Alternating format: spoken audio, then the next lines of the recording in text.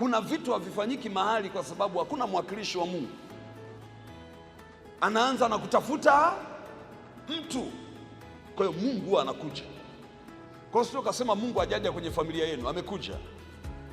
Lakini nategemea nani alikuwa kwenye hiyo nafasi ya kumpokea na kumsikiliza. Kuna nafasi wewe unakaa ili watu wengine wamuone Mungu kwenye mateso na fedheha walizonazo. Ni rahisi sana kusema Mungu ametuacha. Kimsingi Mungu anasema sijawaacha, shida nikija. Hakuna mtu kwenye nafasi ambaye ninaweza nikaachilia hiyo neema juu yake. Na utaelewa kwa nini Mungu anasema shika sana ulicho nacho, kwa sababu anajua upande wa pili unapambana usikae kwenye hiyo nafasi, ili Mungu akitaka kufanya jambo lake asifanikiwe. Lakini angalia Ibilisi kitu anachokitafuta. Anajua kabisa akikupiga kwa zinaa amekuondoa kwenye nafasi. Wachawi wengi wanatumia zinaa kama njia ya kuondoka na nyota za watu. Jina la Bwana wetu Yesu libarikiwe. Siku ya leo ingewezekana tungeomba tu. Siku ya leo ingewezekana tungeomba tu. Bwana asifiwe sana. Jina la Yesu libarikiwe. Kwa sababu Mungu ametusemesha na kutusemesha na kutusemesha. Lakini kuna mambo machache ambayo yanaweza yakakupa hatua, na nimesikia ndani ya moyo wangu tuyatazame kwa uchache. Ukisoma kwenye kile kitabu cha Ufunuo wa Yohana, ile sura ya 3. Ufunuo wa Yohana ile sura ya 3, ule mstari wa 10 na wa 11,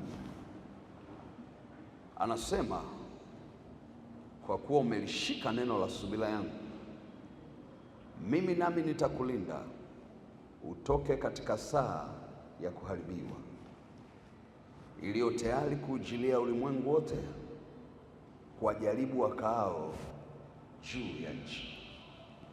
Kwa kuwa umelishika neno la subira yangu, mimi nami nitakulinda utoke katika saa ya kuharibiwa iliyo tayari kuujilia ulimwengu wote, kuwajaribu wakaao juu ya nchi. Mstari wa 11, naja upesi, naja upesi, shika sana ulicho nacho, asije mtu akaitwaa taji yako. Shika sana ulicho nacho. Sasa Mungu hawezi akasema shika sana ulicho nacho kama ajui unacho. Mungu akikwambia shika sana, manake ana uhakika na anajua unacho. Ana uhakika kabisa na anajua unacho. Kwa akisema shika sana, manake anataka ujue kabisa amekupa na anataka kuona unakishika hicho kitu. Anataka kuona hicho kitu kinakuwa na matokeo. Anataka kuona hicho kitu kinakuwa na mafanikio. Hawezi akasema shika sana moja kama ajui unacho. Hawezi akasema shika sana mbili kama hana maslahi nacho. Hawezi akasema shika sana tatu kama ajui wako wanaokitafuta. Kwa hiyo moja, anajua unacho. Mbili, anajua ana maslahi nacho. Tatu, anajua wako wanaokitafuta. Kwa hiyo kuna kitu Mungu amewekaga ndani yako, na hicho kitu ambacho Mungu ameweka ndani yako ni kitu cha nafasi. Nafasi itakayosababisha jina lake liheshimiwe, nafasi itakayosababisha ufalme wake uje, nafasi itakayosababisha mapenzi ya ufalme wake yatimizwe wapi? Hapa duniani. Ukiona maandiko, ukiona Yesu anavyotufundisha kuomba, anasema ombeni kwamba ufalme wake ufanye nini? Uje. Ufalme wa Mungu unakujaje mahali ambapo wewe upo na wewe hauko kwenye nafasi? Kwa sababu kitu kinachosababisha ufalme wa Mungu kuwepo kwenye eneo ni yule mwakilishi wa huo ufalme anapokuwepo. Ufalme wa Mungu ili uje kwenye taasisi, lazima awepo mtu kwenye nafasi kwenye hiyo taasisi. Ufalme wa Mungu ili uje kwenye nchi, lazima awepo mtu kwenye nafasi kwenye hiyo nchi. Ufalme wa Mungu ili uje, kaangalia kilichotokea. Ili ufalme wa Mungu ushuke kwenye ikulu ambayo alikuwepo mfalme anaitwa Ahasuero, ilikuwa inahitaji mtu aweko pale ikulu, alikuwa anaitwa Esther. Kwa hiyo Esther alipokaa kwenye nafasi, ufalme wa Mungu ukashuka. Lazima mtu awepo. Utaelewa kwa nini ibilisi anakupiga vita usiwepo. Kwa nini ibilisi anakupiga vita? Kwa nini ibilisi anakupiga vita usiokakalia hiyo nafasi? Kwa sababu hiyo nafasi Mungu ana maslahi nayo. Kuna vitu havifanyiki mahali kwa sababu hakuna mwakilishi wa Mungu. Kuna vitu havitokei kwenye maeneo kwa sababu mwakilishi wa Mungu hayupo. Na ndio maana unaona maandiko akisema, nami nikatafuta mtu miongoni mwao atakayelitengeneza boma na kusimama mahali palipobomoka. Mungu anasema nikatafuta mtu, nikatafuta mtu. Kwa nini akwenda kuponya moja kwa moja? Kwa nini akwenda kuokoa moja kwa moja? Anaanza na kutafuta mtu ili aweko mtu kwenye nini? Kwenye nafasi. Ili aweko mtu kwenye nafasi. Ukisoma mahali pengine unaona maandiko akisema nilipokuja mbona hapakuwa na mtu. Unaposoma kwenye ile Isaya, Mungu anasema nilipokuja mbona hapakuwa na mtu. Mungu anauliza hilo swali kwenye ile Isaya sura ya 50 ule mstari wa 2. Anasema nilipokuja mbona hapakuwa na mtu, nilipoita mbona hapakuwa na mtu aliyenijibu. Nilipokuja. Kwa hiyo Mungu anakuja, lakini akifika anatafuta mtu kwenye nini? Kwenye nafasi. Kwa hiyo sio kasema Mungu ajaja kwenye familia yenu, amekuja, lakini nategemea nani alikuwa kwenye hiyo nafasi ya kumpokea na kumsikiliza. Usije ukasema Mungu ajaja kwenye taifa, amekuja, inategemea ni wakina nani walikuweko hapo kumpokea na kumsikiliza. Usije ukasema Mungu ajaja kwenye ukoo wetu, hakuna mahali Mungu aendi.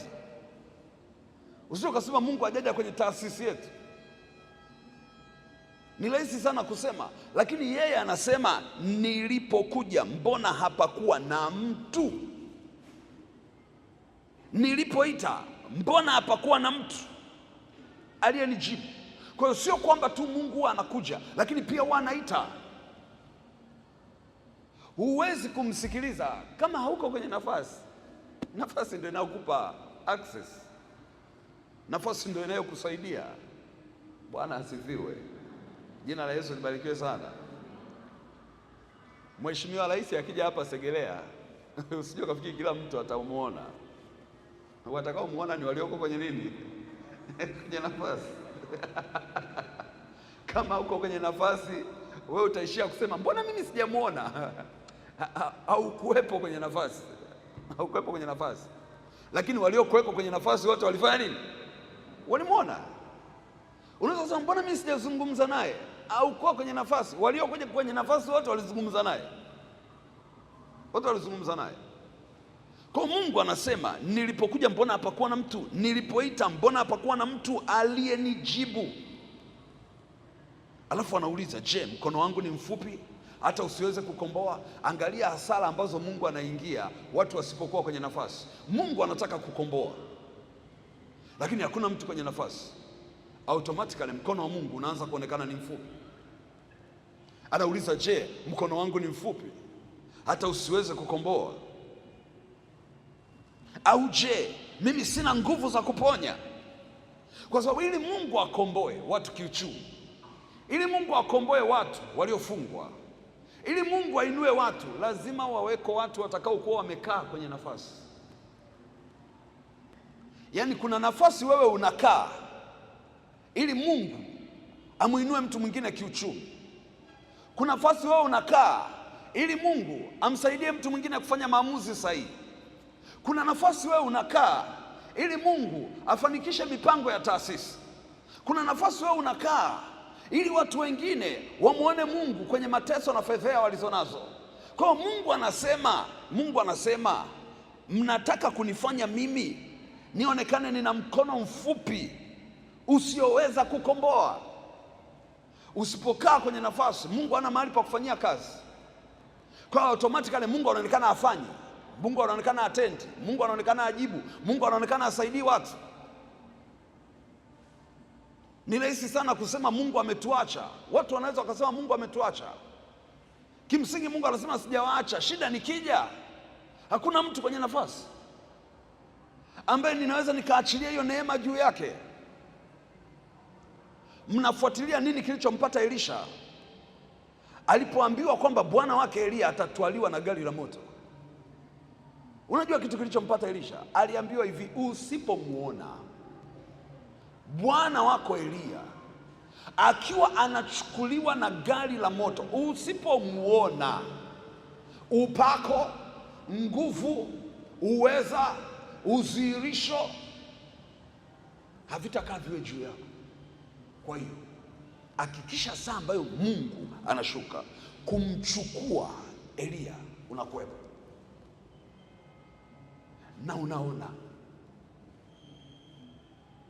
Akikuwa kitu chepesi, maana ilibidi kila anapokanyaga Elisha awepo. Elisha akiona tu kuna namna Elia akapotea kidogo, asije akawa amechukuliwa. Elia uko wapi? Uko wapi? Sasa nipo wewe. Sasa Bwana Yesu asifiwe sana. Maana nimeambiwa nisipoona ukiondoka imekula kwangu. Hivi unaweza ukaelewa Elisha alipita kwenye mazingira magumu kiasi gani? Unalindaje mtu kiasi hicho? Okay, mnalalaje usingizi? Vitu vingine unatakiwa uvisome tu kwenye maandiko, lakini ukija kwenye uhalisia ni vigumu. Mnalalaje? Mnalalaje usingizi? Maana okay, akichukuliwa nikiwa nimelala. Lakini alipambana, aling'ang'ana na Mungu mpaka saa ambayo Mungu anakuja na gari la moto. Elisha aliona, na alipoona nguvu zilizokuwa juu ya Elia kupitia mavazi ya Elia. Maana Elia alimwambia, nisipokupa hili vazi langu, sahau miujiza, sahau ishara, sahau kutembea kwenye nafasi ambayo mimi nimekuwa nikitembea. Elisha alipoona gari la moto likija, Elia alilichukua vazi lake akamtupia Elisha akalidaka lile vazi. Nguvu za Mungu zilizokuwa zinatenda kazi juu ya Elia zikahamia juu ya nani? Zikahamia juu ya Elisha. Elia akaondoka zake akaenda mbinguni. Sasa wewe kutana na Elisha, kila ambacho Elia alikuwa nacho Elisha anacho.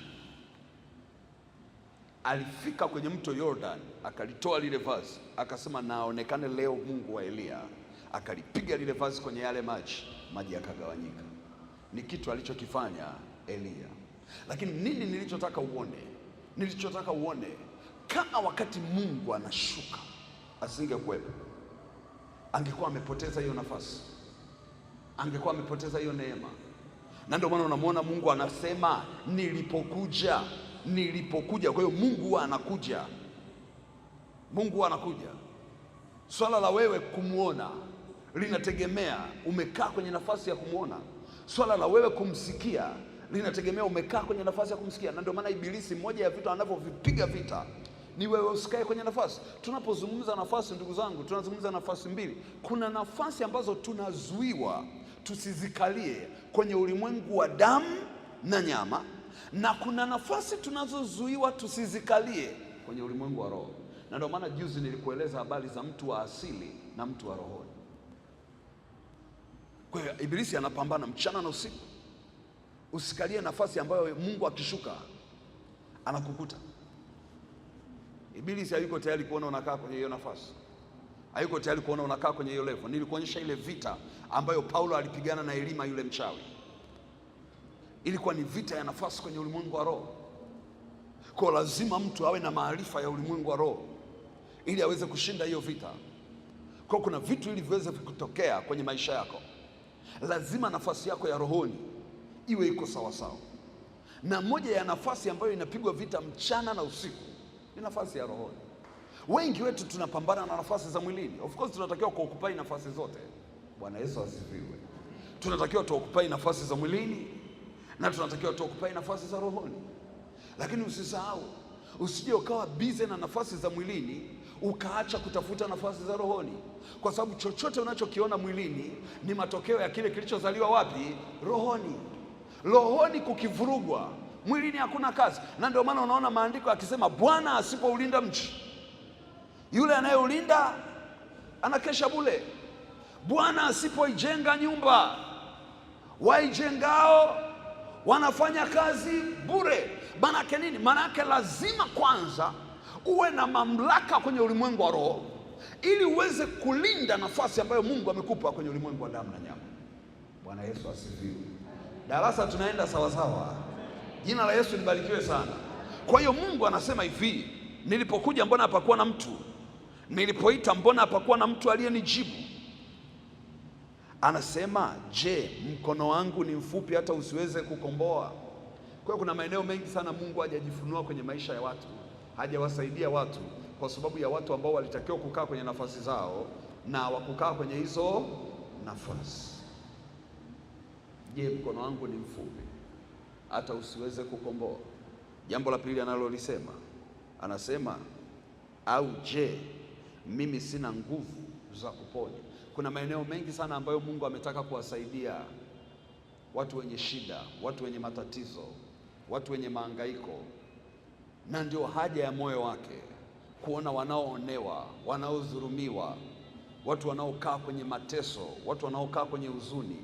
Moyo wa Mungu unatamani kuwasaidia, lakini Mungu hawezi kuwasaidia hawa waliodhulumiwa, hawa walioonewa. Hawezi kuwasaidia kama hakuna mtu ambaye yuko kwenye nafasi ya kumfanya Mungu awasaidie hawa. Kama hakuna mtu amekaa kwenye hiyo nafasi, Mungu anapita. Maana Mungu ni roho. Elewa hiki kitu kitakusaidia. Mungu ni roho. Alivyotengeneza dunia, aliitengeneza kwa staili ambayo mwenye mwili ndiye anayetawala, lakini yeye ni nini? Yeye ni roho. Kwa nini Mungu alifanya kitu cha namna hiyo? Unajua hata yeye mwenyewe akija huku duniani anakuwa mgeni. Halo, Bwana asifiwe. Mungu mwenyewe, Mungu Baba, muumba wa mbingu na nchi, akija duniani anakuwa nani? Anakuwa mgeni. Ndivyo maandiko yanavyosema.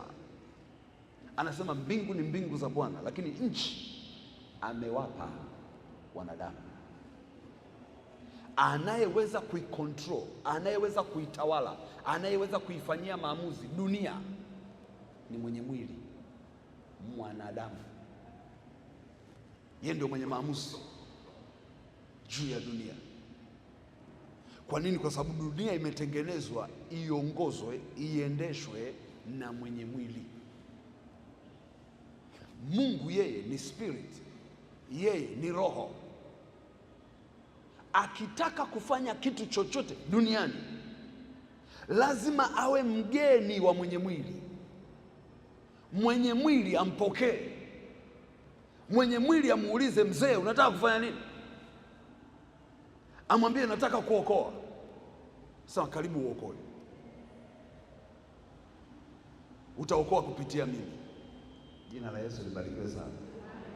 Mzee, unataka kufanya nini? Nataka kuwainua watu. Kuna watu ambao wameanguka, nataka kuwainua. Sema karibu wainue. Tawainua kupitia mimi. Mungu kwa kuwa yeye ni roho, hawezi akatoka mbinguni moja kwa moja. Na ndio maana mtoto wa Mungu lazima uelewe hiki kitu. Mungu anapotaka kujifunua kwako, hawezi akaja moja kwa moja kwako. Atajifunua kupitia nani? mwenye mwili. Na ndio maana unasikia watu wakisema leo tumemwona Bwana, leo tumemwona Bwana. Waulize swali, Bwana anafananaje? Yukoje? Leo tumemwona Bwana kweli, yukoje? Ni mrefu? Ni mfupi? Ni mnene? Wamemwona Bwana kupitia nani? Sema mwenye mwili. Jina la Yesu libarikiwe sana. Bwana Yesu apewe sifa. Kwa unaweza ukamwona Bwana kupitia mtu fulani. Unaweza ukamwona Bwana kupitia tumishi fulani, kupitia ndugu fulani. Unasema kwa kweli leo Mungu amenitokea. Tunakuuliza kakutokeaje? Kaenda katumia mtu fulani, yule mtu akaja kwako akawa baraka kwako. Kaenda katumia mtu fulani, yule mtu akaja kwako akasababisha milango yako ikafanya nini? Kafunguka. Na ndio maana unaona maandiko yakisema nitakuinulia watu na kabila za watu kwa ajili ya maisha yako. Kwa sababu Mungu hatashuka yeye kama yeye, atatafuta watu ambao wamekaa kwenye nini?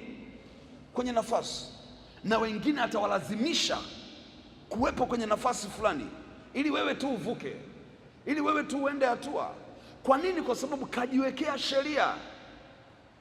Wewe fikiria Mungu ashuke hapa kuponya yeye mwenyewe. Si tuko hapa wote tunataka Mungu atuponye, tunataka Mungu atuokoe. Fikiria ashuke mwenyewe. Hakuna mtu kesho anaenda kazini hapa. Halo, Bwana Yesu asifiwe sana. Hakuna mtu leo usiku atakula, na sio kesho tu, na sio kesho tu.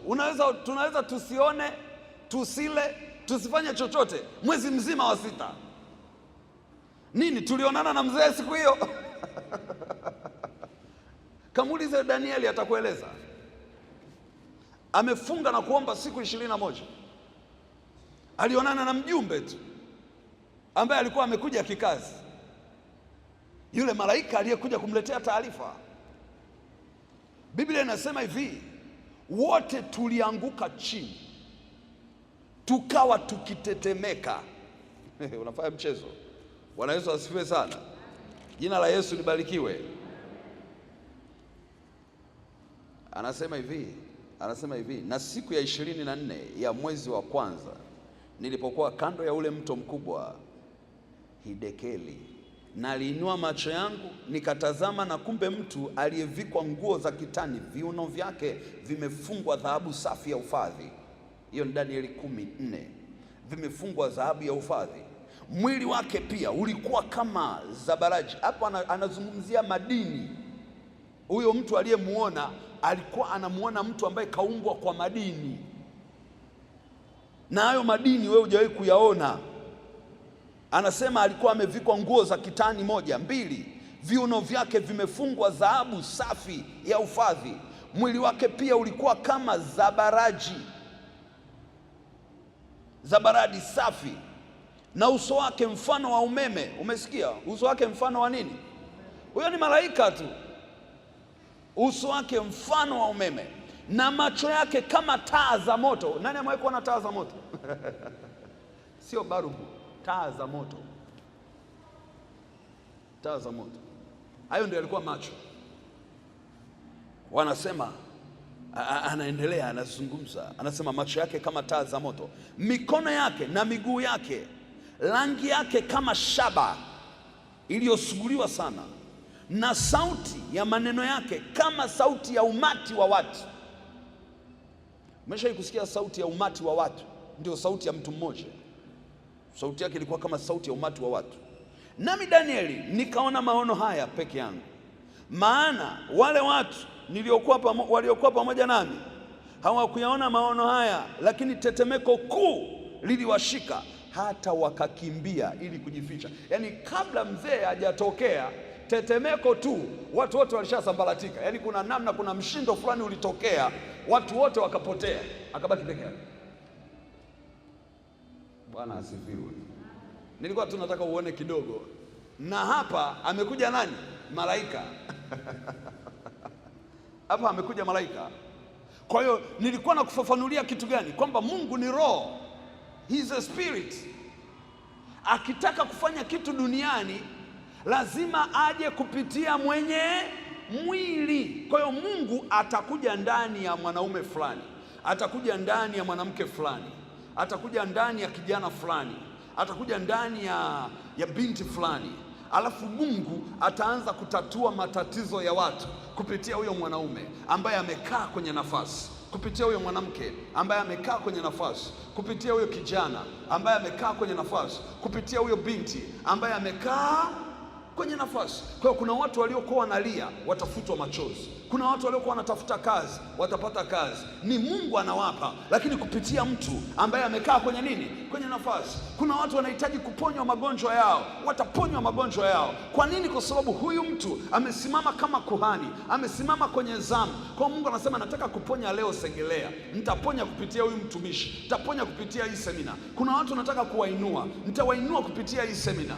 Kuna watu nataka kuwapa mafanikio, nitawapa kupitia hii semina. Kwa hiyo Mungu anafanya kupitia mwenye mwili. Wengine ili Mungu akusaidie amelazimika mwenyewe kuja kwenye ndoto. Kuna watu wamehudumiwa kwenye ndoto. Mtu anaota ndoto, anaombewa. Anaota ndoto, kuna mtu amekuja akamshika mahali palipokuwa panamtesa, anatoka kwenye ndoto amepona. Ni Mungu alikuwa ameshuka. Kwa nini? Kwa sababu yeye ni roho. Mimi nilichotaka ukione, kwa nini ibilisi anakupiga vita, usije ukakaa kwenye nafasi ambayo Mungu ameikusudia. Kwa sababu ibilisi anajua Mungu ni roho, God is a spirit. Anapotaka kujimanifest duniani hawezi kufanya kitu bila mwenye mwili, iwe kwenye level ya nchi, iwe kwenye level ya mataifa, iwe kwenye level ya familia, iwe kwenye level ya ukoo, iwe kwenye level ya uchumi. Mungu akitaka kufanya kitu chochote lazima amtumie mwenye mwili. Kwa hiyo unaweza ukaelewa mapambano makali ambayo mwenye mwili anayo ni asije akakaa kwenye nini? Kwenye nafasi. Ndio maana watu wanapigwa vita wasiombe, wanapigwa vita wasifunge, wanapigwa vita wasiutafute uso wa Mungu. Nilikueleza Mungu anaposema shika sana ulicho nacho, maana yake anajua alichokiweka ndani yako ana maslahi nacho, na anajua jinsi ambavyo kinatafutwa na ufalme wa adui. Sasa angalia, hii kitu kitakusaidia. Shetani naye ni roho.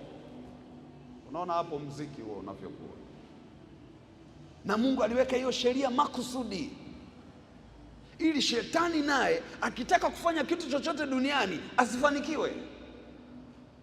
Lazima naye awe amekaribishwa na nani? Na mwenye mwili. Unaweza ukaelewa jinsi ambavyo mwenye mwili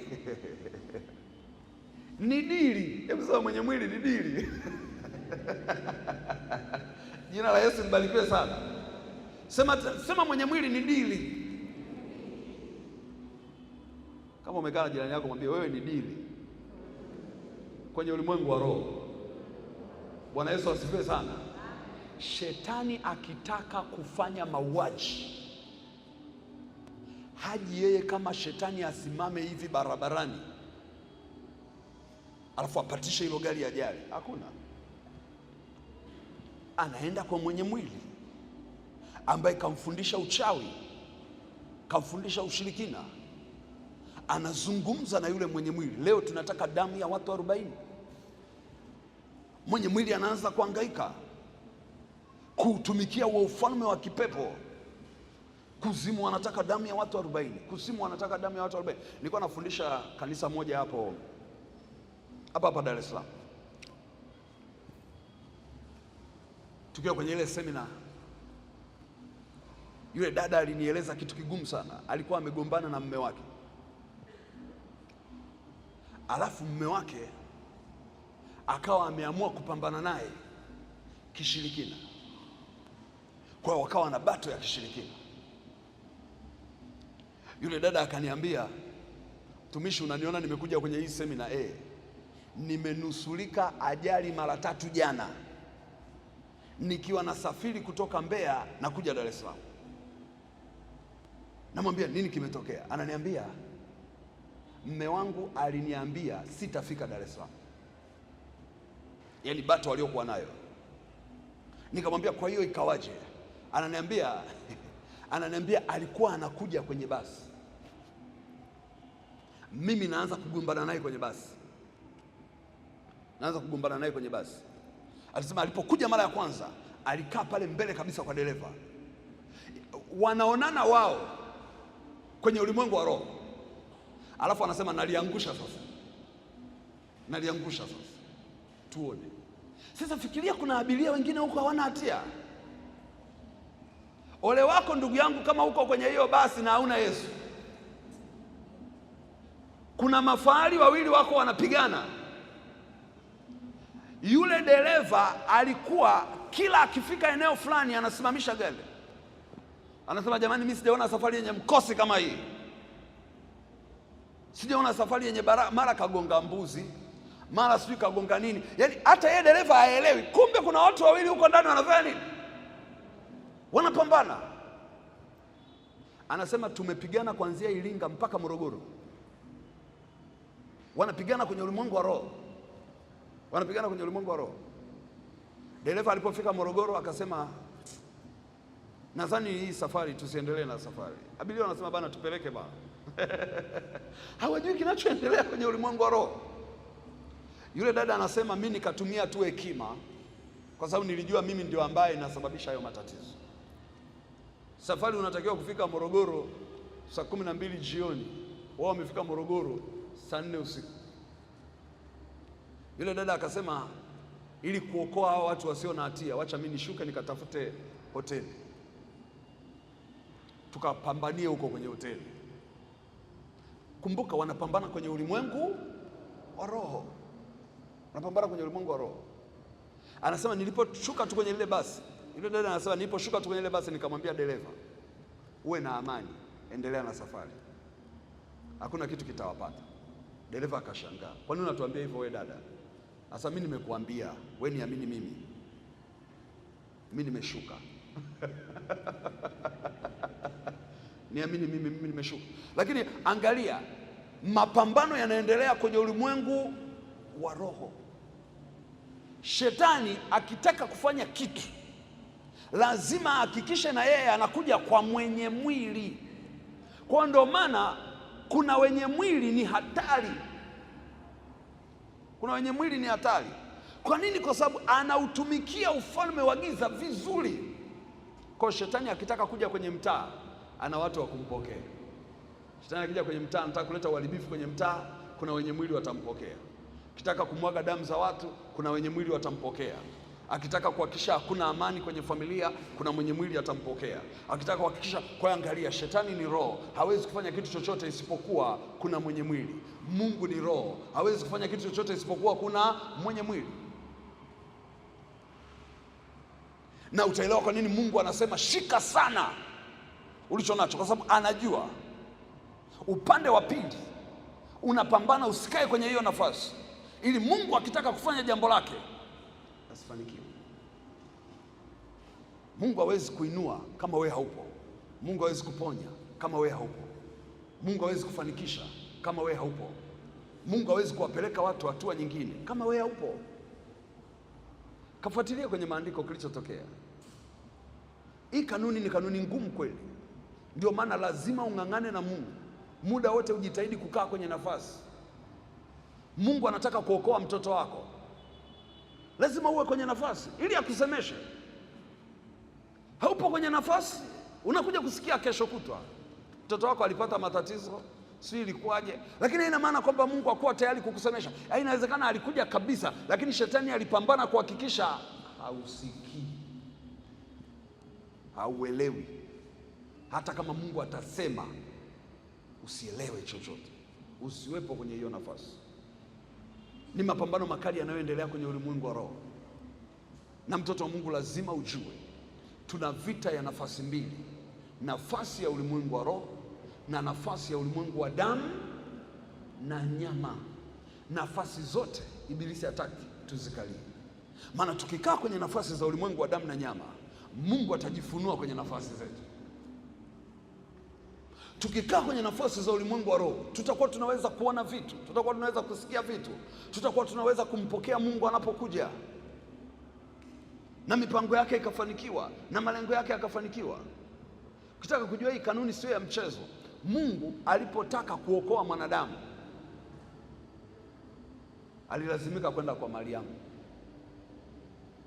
Kwa nini alienda kwa Mariamu? Yeye ni roho, lazima apewe nini? Mwili. Kwa alienda kwa Mariamu, akamwambia Mariamu, sikiliza, tunataka kuokoa dunia, lakini tunaomba mwili. Tunaomba mwili, maana dunia haitatuelewa. Na ndio maana unaona maandiko yakisema, naye neno akafanyika mwili akakaa kwetu, nasi tukauona utukufu wake. Angeshuka Mungu yeye kama yeye kutuokoa, nani angemwelewa? Nani angemsikiliza? Lakini ilibidi ashuke, azaliwe kama mwanadamu, akae na wanadamu, tena akae kwenye mila zao, akae kwenye tamaduni zao, atembee kwenye mifumo yao, aanze kuwafundisha. Haikuwa gharama nyepesi. Na ndio maana kabla Yesu hajaanza kufundisha, Roho Mtakatifu alimpokonya kwa wazazi wake, alimpokonya kwenye ukoo wake, akampeleka nyikani siku ngapi? 40. Wanaua kabisa yale matendo ya mwili, wanaondoa kabisa zile particles zile ambazo wamekutana nazo huko kwa Wayahudi, wanaondoa hivi vitu, wanahuisha vitu vya roho, wanahuisha vitu vya roho. Kakaa nyikani siku 40. Ndugu yangu, ukisikia nyikani sio hotelini, nyikani ni polini. Mtu akisikia Yesu alienda nyikani, anaweza akafikiri Yesu alienda kwenye hoteli fulani hivi. Alienda polini. Huko alilala na nyoka, alilala na nge.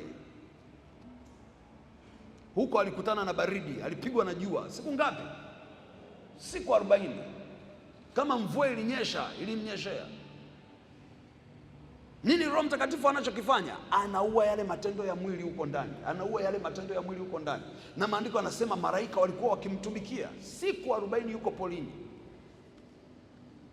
Zile siku zilipoisha, nguvu alizokuwa nazo, utiisho aliokuwa nao, mamlaka aliyokuwa nayo ni mamlaka ya mbinguni.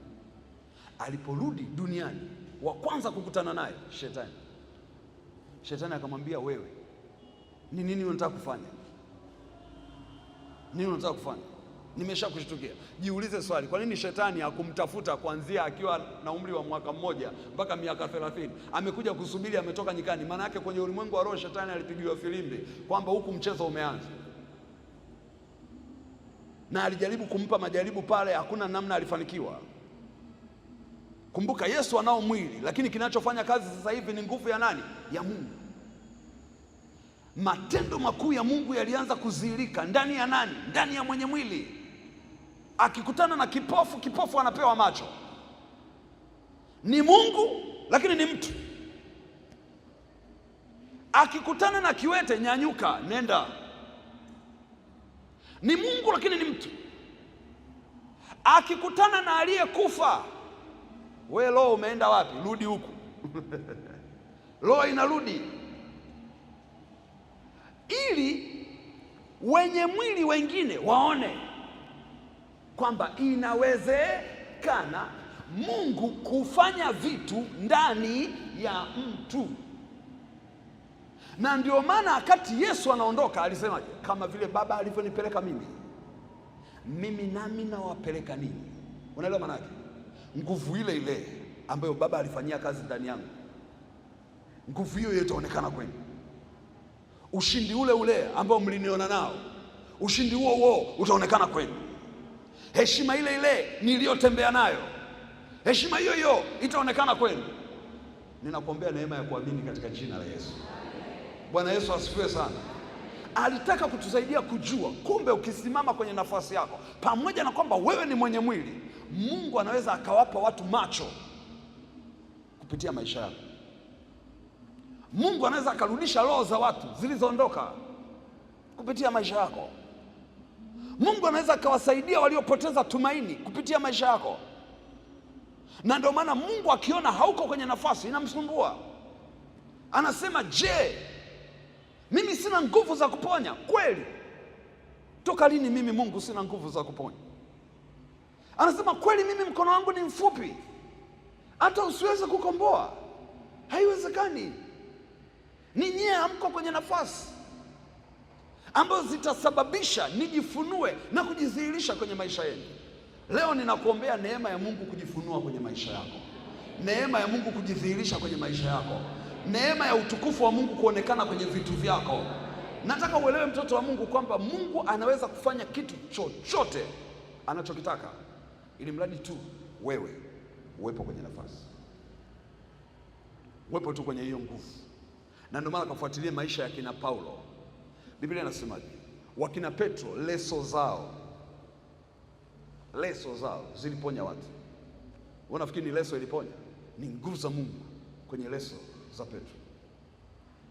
Ilifika mahali wagonjwa walikuwa wanakuwa wengi kiasi ambacho hata kama Petro atakuja aseme awe anafanya tu hivi, anaweka tu mkono, haiwezekani.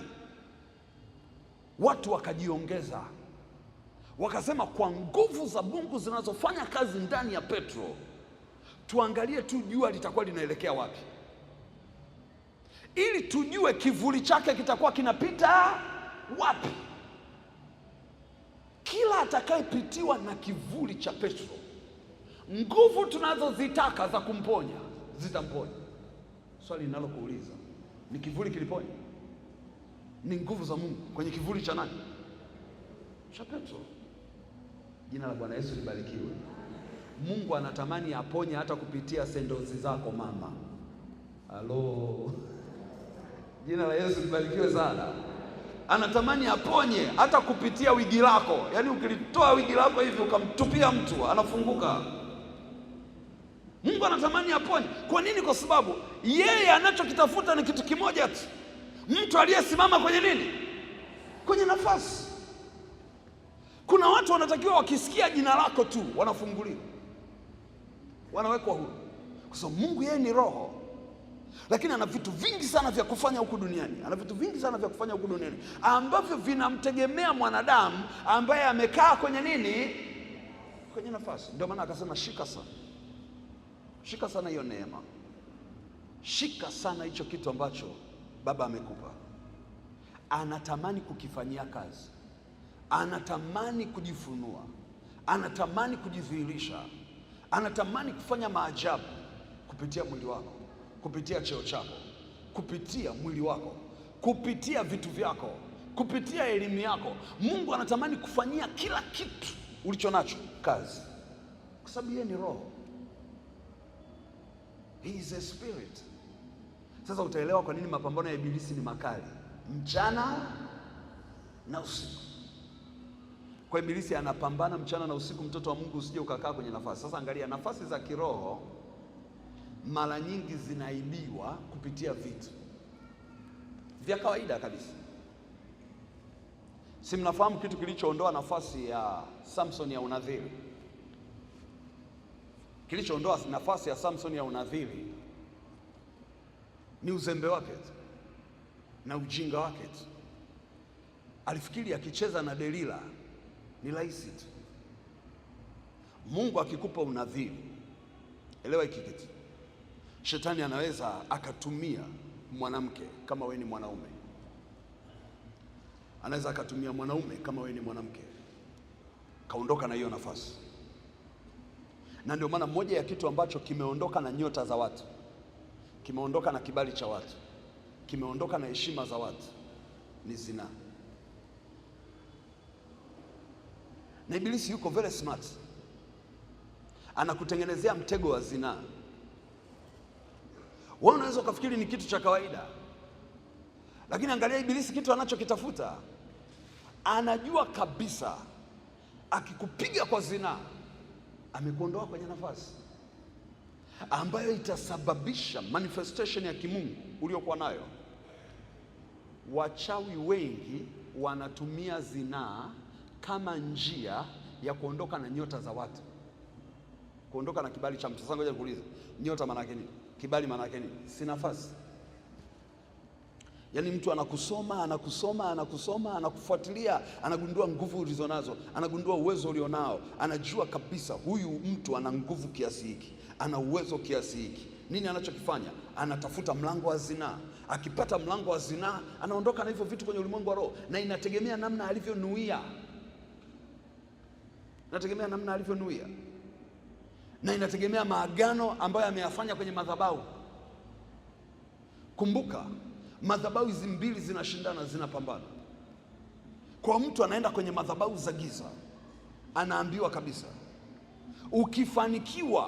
ukifanikiwa kulala na huyu mtu, umeondoka na vitu vyake, umeondoka na hiyo nafasi yake, umeondoka na hiyo heshima yake. Kwa mtu anaanza kukuwinda. Wewe unafikiri ni kitu cha kawaida kama cha watu wengine, kumbe wanatafuta nafasi. Unashangaa ghafla baada ya hapo. Nilikuwa nazungumza na dada mmoja mahali, akanieleza jinsi ambavyo kuna huyo baba alikuwa anamtafuta, tena ni wa upande wa pili, na alimweka wazi kabisa, akamwambia, mimi nimeambiwa nikiweza kukupata wewe, milango yangu inafanya nini? Inafunguka. Kwa anatafuta neema ambayo huyu binti anayo,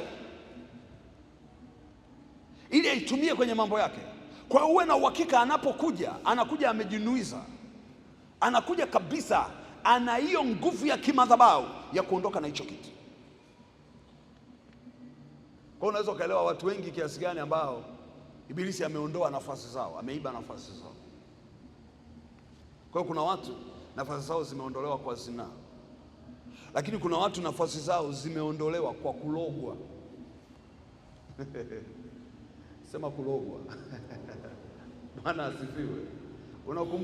Unakumbuka Paulo aliwauliza Wagalatia, alisema, ninyi Wagalatia msiokuwa na akili, ni nani aliyewaroga?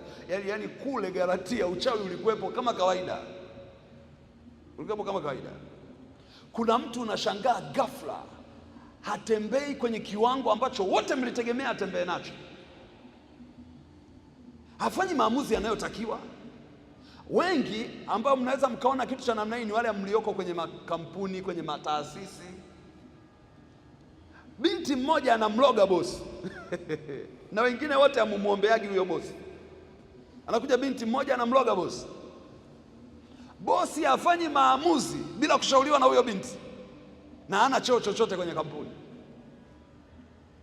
hana nafasi yoyote kwenye kampuni, lakini bosi anasema, mmemuuliza fulani? Watu wanakasirika, kwani fulani ni nani? Wakiangalia elimu yake haieleweki, hana cheo chochote kwenye hiyo ofisi, lakini kamloga. Kwa nini kamloga? Ili akae kwenye nafasi ya kimaamuzi, na mjakaa sawa, kwa sababu nyewe wengine hamuombi kwa ajili ya huyo bosi. Yeye anafanya kwenye ulimwengu wa roho kuhakikisha anakuwa na nguvu juu ya ufahamu wake. Kila anachokifanya anafanya na yeye, mpaka vikao vingine anafanya na yeye kwanza. Wakishafanya maamuzi ndio anakuja kwenye kikao na nyie ambao sasa ndio wasomi, na anakuja tayari ana maamuzi. Lakini ukifuatilia nini kilichotokea? Kalogwa. Mimi nafahamu watu ambao wamelogwa na wanaume ambao hawakutaka kuolewa nao, wamelogwa na wanawake ambao hawakutaka kuoa. Ogopa mtu amelogwa mpaka amezaa na watoto. Sasa fikiria, hivi siku huo uchawi ukiondoka, halo nini ninachokueleza? Nakueleza jinsi watu wanavyoondolewa kwenye nini? Kwenye nafasi. Kwa kuna watu wameondolewa kwenye nafasi kwa kulogwa tu, na ndio maana akasema shika sana. Shika sana, manake zitatokea nguvu za kukutoa hapo, zitatokea mamlaka ambazo hazitaki ukae hapo. Shika sana. Kuna wengine wameondolewa kwenye nafasi kupitia vyakula, msosi tu. Yaani watu walipogundua ulichokibeba, wakasema huyu dawa yake ni rahisi, wakafuatilia vitu unavyopenda kula na mahali unakopenda kula. Na ndio maana mtoto wa Mungu lazima uwe makini sana pia na chakula. Wakanuiza chakula, baada ya mtu kula hicho chakula anajikuta ghafla sio yeye. Namna anavyoishi sivyo alivyokuwa anaishi, namna anavyofanya sivyo alivyokuwa anafanya. Na chakula kimewaondoa watu wengi sana kwenye nafasi. Kafuatilia kwenye Biblia, Esau alipotezaje nafasi ya kuwa mzaliwa wa kwanza? Ni kupitia nini? Chakula. Yakobo alimwambia, niapie leo kwamba utanipa nafasi ya uzaliwa wa kwanza. Niapie leo, hivi leo niapie. Esau alifikiri utani, akasema bwana, kwa jinsi nilivyo na njaa, uzaliwa wa kwanza kitu gani bana? Wewe nipe chakula bana. Hapa niko na shida ya kukupa chakula hapa. Sema mimi Esau, kuanzia leo haki yangu ya uzaliwa wa kwanza nampa Yakobo. Haya hapa. Alivyomjinga akasema mimi Esau kuanzia leo haki yangu ya uzaliwa wa kwanza ninampa Yakobo. Mbingu zikaandika, huyu mtu akala kile chakula, mamlaka, heshima, kibali cha uzaliwa wa kwanza kikahama, vikaenda kwa Yakobo. Alifikiri utani. Siku vilipokuja kutokea dhahiri kwenye ulimwengu wa damu na nyama, alilia, alijuta, aliomboleza, lakini huwezi kugeuza, huwezi kubadilisha chakula. Kafuatilia wakati mfalme Nebukadreza anataka vijana wa Kiebrania wawe upande wake, wafanye maamuzi kwa ajili yake, wasimame na miungu yake. Nini alichofanya? Alisema wapewe chakula. Anachokula nani? Mfalme. Shadrach, Meshach na Abednego walipogundua walikataa, ila walikataa kwa siri. Wakamwambia Ashpenazi, wakamwambia tunaomba utusaidie, sio lazima mfalme ajue, tunaomba utusaidie tusile hiki chakula. Nyie mna matatizo gani? Msosi mzuri namna hii, msosi wa ikulu. Hivyo wanafanya mchezo na chakula cha ikulu. Chakula cha ikulu ni sawa na chakula cha 5-star hotel. Wale ambao wameisha kulala hoteli ya nyota 5, hujui ule kipi uache kipi. Siku ya kwanza nimeenda tu kwenye chai ya 5-star hoteli, nilichanganyikiwa, maana hujui uanze na nini. Vitu vyote unaviangalia namna hii, uelewi sasa nile kipi, sasa nile kipi, nikiache kipi, maana ni vingi. Fikiria, unapewa fursa ya chakula cha namna hiyo, alafu Mungu anakuambia wanataka nafasi, wanataka nafasi. Mungu alipowasemesha wakina Shadrach, Meshach na Abednego, wanataka nafasi, acheni msile, wanataka nafasi. Kwa nini? Kwa sababu moja ya kitu ambacho kinaweza kikauza nafsi ya mtu ni chakula. Umeshawahi kusoma ule mstari unaosema itamfaidia nini mtu kupata vitu vya ulimwengu wote na mwisho wa siku akaishia kupata hasara ya nini? Ya nafsi yake. Kwa hiyo ambacho huwa kinaibiwa ni nini? Ni nafsi ambayo inatakiwa kukaa kwenye nini? Kwenye nafasi. Kwa kuna watu nafsi zao zimeibiwa kupitia zinaa, kuna watu nafsi zao zimeibiwa kupitia chakula. Kuna maeneo ninakwenda kabisa, ninasema leo nitakula, afu Roho Mtakatifu ananiambia hakuna kula. Unamuuliza Roho Mtakatifu, yani kwa jinsi walivyoandaa vizuri namna hii, Roho Mtakatifu anasema hakuna kula. Kikaa na Roho Mtakatifu vizuri, anakuambia kabisa wanatafuta nafasi. Kama uko tayari kuacha hapo nafsi yako, huwezi amini. Kuna siku nilikuwa kwenye foleni. Unaelewa kuwa kwenye foleni maana yake una njaa. Nikiwa kwenye foleni, ghafla Roho Mtakatifu ananiambia, na nimekaribia eti kwenye buffet nzuri nikiwa pale, Roho Mtakatifu ananisemesha, ananiambia unajua chakula kitakuletea shida. Unajua hapo kwa hapo unaweza ukakemea, maana una njaa. Unaweza kusema kwa jina la Yesu, hii kitu sio ya Mungu hii. Lakini jaribu kwenda hatua ya pili. Roho Mtakatifu anapiga kelele kule ndani, usiendelee, usiendelee. Nataka nikuhakikishie, nilipambana, alibakia mtu mmoja mbele yangu na nilitoka kwenye foleni. Katoka kwenye foleni nikaenda kwenye gari. Nikasema, Roho Mtakatifu, nimekusikia vizuri au nimejichanganya? Roho Mtakatifu akaniambia, umenisikia vizuri.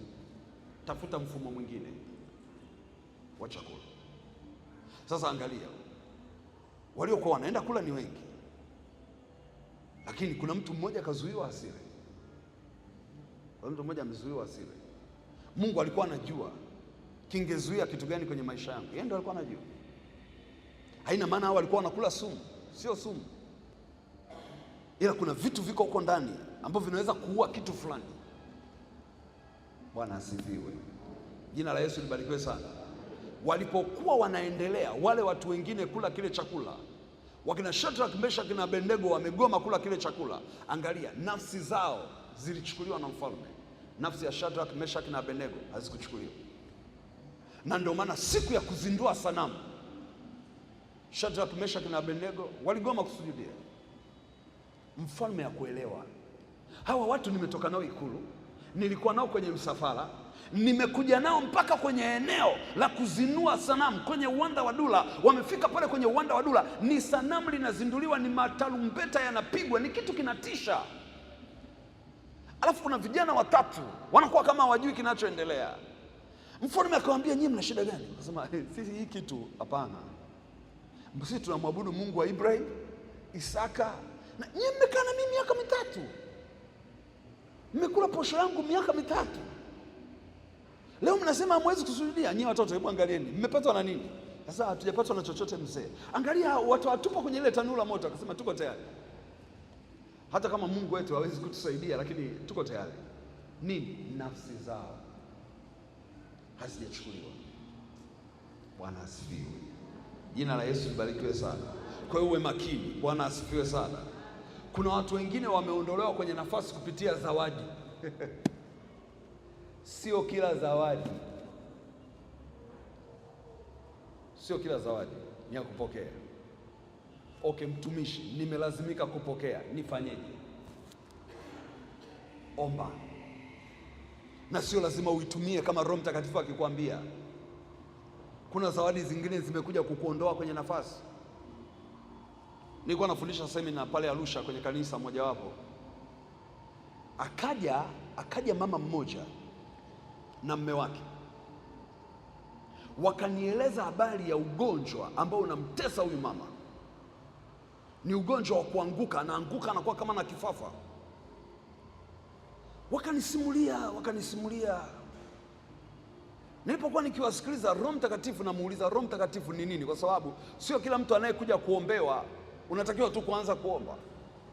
Kuna wengine wanahitaji sana kung'ang'ana na Roho Mtakatifu ili mpate solution. Maana mnaweza mkaomba tu akaenda na tatizo likaendelea. Kwa wakati mwingine unalazimika kumuuliza Roho Mtakatifu ni nini. Kwa walipokuja ile siku ya kwanza nikawasikiliza, nikamwambia tutaomba kesho. Wakaondoka, wakaja kesho. Walipokuja kesho, na mimi nimeomba, lakini Roho Mtakatifu hakunisemesha kitu. Walipokuja mbele yangu, nikawauliza swali moja tu ambalo Roho Mtakatifu alinipa kuwauliza. Nikamuuliza, mama, kuna zawadi yoyote umeipokea hivi karibuni? Akasema hapana. Nikamwambia, kumbuka vizuri. Akasema hapana, isipokuwa marehemu mama yangu alipokuwa anafariki, kuna nguo zake za gharama sana walikuwa wanamzika nazo. Alafu akatokea mtu mmoja miongoni mwa wale wa mama waliokuwepo kule kijijini, akasema, yani nguo zote hizi mnamzika nazo marehemu, tayari yuko nazo kwenye jeneza. Hapana, tumwachie moja mtoto wake. Nguo ambayo marehemu alishawekewa kwenye jeneza ikatolewa kwenye jeneza. Tusimzike marehemu na nguo zote hizi, tumpe nani? Mtoto wake. Yule mama alifikiri ni heshima amepewa. nguo ambayo tayari ilishakuwa kwenye jeneza, anapewa yeye. Alipoichukua tu ile nguo, magonjwa ambayo yule mama alikuwa nayo yakahama. Yaani aliniambia ninaumwa alivyokuwa anaumwa marehemu mama. Yaani kila kitu ni vile vile, lakini mama alipokuwepo mimi nilikuwa siumwi. Sasa tuko Arusha, hiyo nguo iko mkoani, walikuwa wamekuja Arusha kikazi. Kwa hiyo wakasikia kuna maombi sehemu fulani, wakaja. Kwa hiyo nikawauliza tunaweza kupata hiyo nguo? Akasema tunaweza tukaagiza. Akasema agizeni. Wakaagiza hiyo nguo, tukaingia kwenye maombi ya kubatilisha zile roho ambazo ziliama na zile nguo. Alafu nikamwambia ukirudi nyumbani nenda kaichome moto. Hauchomi moto kwa sababu haumheshimu mama yako, hapana. Unachoma moto kwa sababu ya maagano yaliyokuwekwa kwenye nguo. Kuanzia tulipofanya namna hiyo, kila kitu kikaishia hapo. Kila kitu kikaishia hapo. Kwa unaweza ukaelewa alichokipokea. Mmoja alikuwa ameshakata tamaa ya kuendelea kufanya kazi, maana yale magonjwa yalikuwa yanasababisha asiwe na ufanisi kazini, maana muda wote kinaweza kutokea kitu chochote. Mbili, ilitishia familia yake na ndoa yake, kwa sababu yule mwanaume anasema mimi sijazoea mwanamke wa namna hii. Tatu, ilitishia kila kitu kinachohusu maisha yake. Nini ninachojaribu kueleza? Vitu ambavyo watu wanafanya nini? Wanapokea, vinavyoweza vikamuondoa mtu kwenye eneo ambalo alikuwa amekaa kwa utulivu, kwenye eneo ambalo alikuwa amekaa katika namna ambayo anaweza akafanya vitu vya kimungu na vikawavusha wengine. Ibilisi anatumia tu kitu fulani. Kwa hiyo hata unapopokea vitu, mnakumbuka kilichompata mtumishi wa Elisha? Si mnajua kilichompata? Wakati amekuja yule jemedari wa jeshi kuomba uponyaji, nini Elisha alisema? Hatutapokea kitu chochote kutoka kwako. Kajichovye mto Jordan mara 7. Kisha jichovya kule mara 7, nenda zako. Yule jamaa akasema mimi lazima nitoe sadaka, mimi lazima nitoe hela. Lakini Mungu alimwambia Elisha usipokee hela, usipokee hela. Mtumishi wake alipoona hela, sijui alikuwa kabila gani yule jamaa. Bwana asifiwe sana, jina la Yesu libarikiwe. Alipoona nini? Alipoona hela.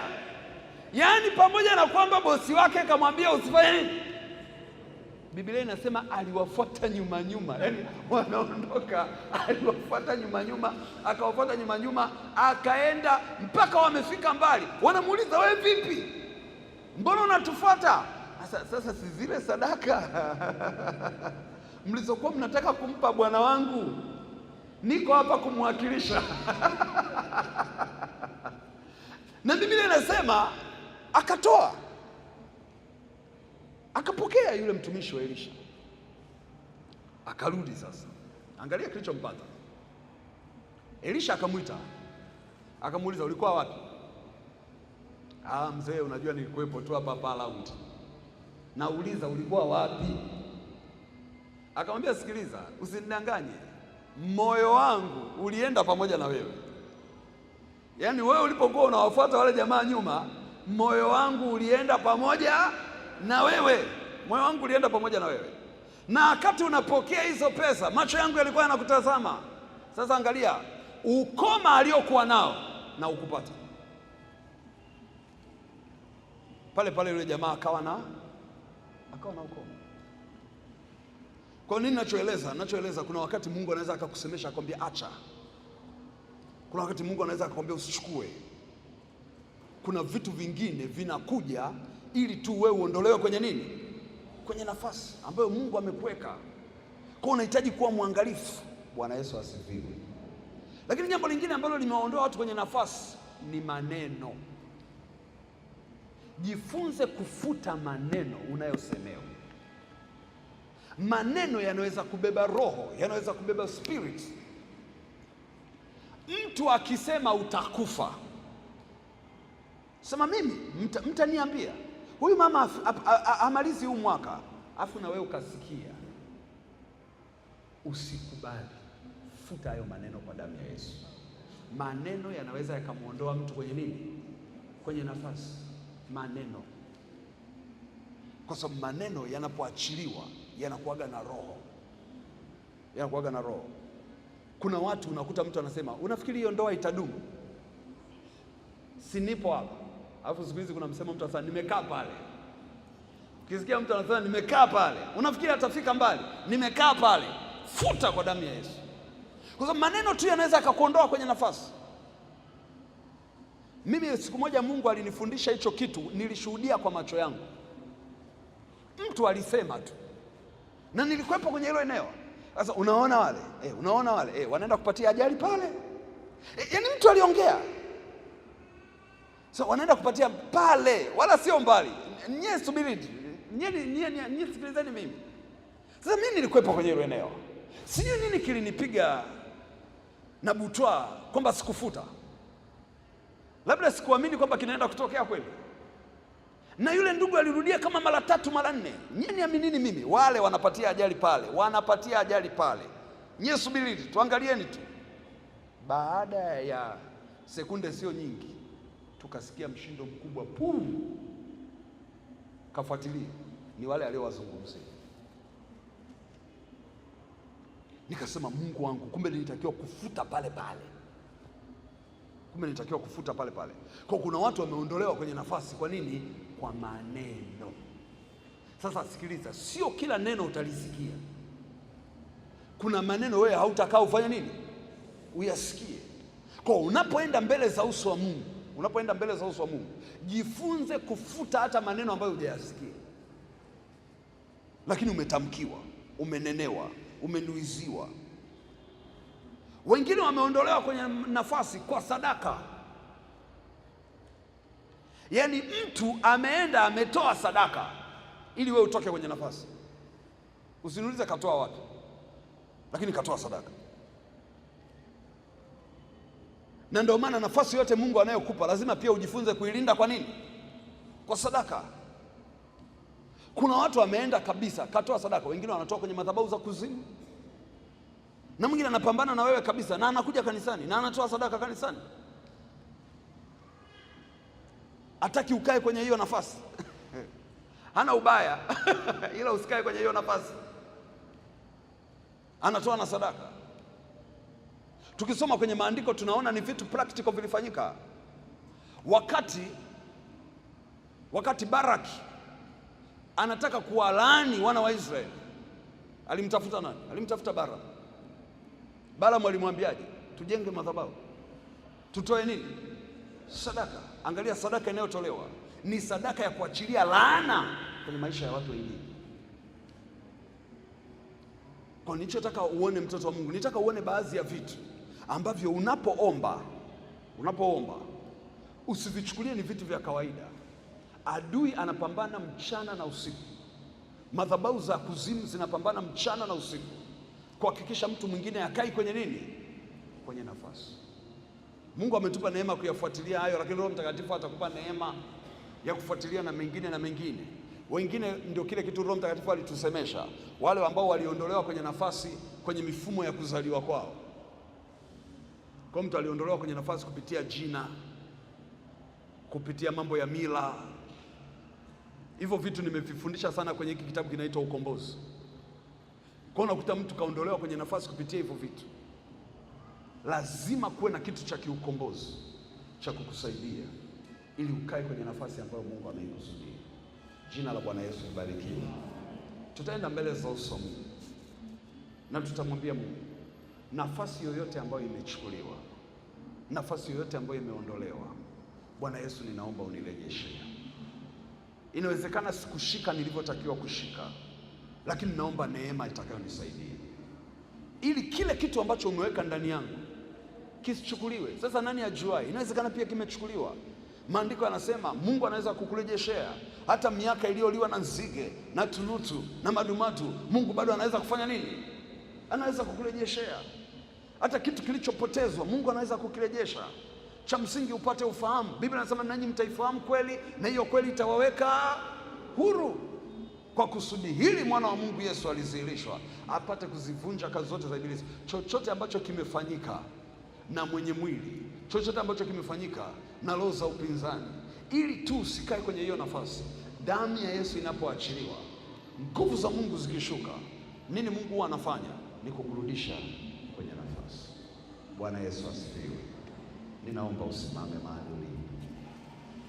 Mungu wetu ni mwema. Kwa hiyo tunapoenda mbele za uso wa Mungu, kwa sababu leo ni siku yetu ya mwisho kwa semina hii,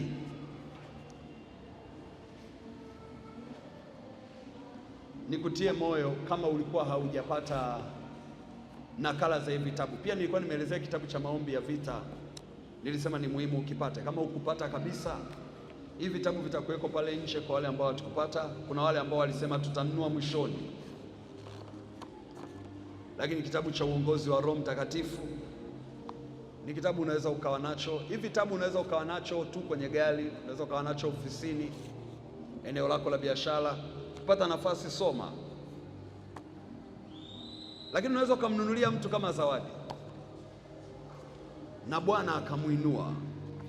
Kuna kitabu cha nguvu ya maamuzi, ni kitabu muhimu, kitakusaidia kwenye mifumo yako ya kimaamuzi. Wale ambao ni viongozi, Mungu akupe neema ya kupata hiki kitabu, kitakusaidia kwenye mifumo ya kimaamuzi.